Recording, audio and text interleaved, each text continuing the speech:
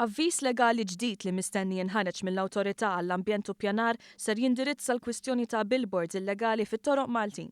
L-avviż legali ser jimmira biex dawn jiġu regolati jew jitneħħew għal kollox. B'kollox f'pajjiżna l-MEPA identifikat 187 billboard illegali. L-ordnijiet il-ġodda ser jitolbu biex min jirreklama fuq il-billboards jassigura reklamar ġust fil-waqt li jikkonsidraw l-estetika tal-post madwar il-billboard kif ukoll is-sigurtà tax-xufiera. Kull billboard irid ikun reġistrat ma' Transport Malta u ser ikunu mitluba jħallsu liċenzja ta' €1500 kull sena. Dan l-avviż legali se jaffettwa b'mod simili l-vetturi li jintużaw għar-reklamar. Fil-waqt li l-MEPA ser tipprovdi biżżejjed żmien biex il-billboards illegali li hemm bħalissa jitneħħew, ser tintroduċi wkoll multi ogħla għal min ma jimxix skont ir-regolament il-ġodda. Dawn jistgħu jeħlu sa massimu ta' €5000.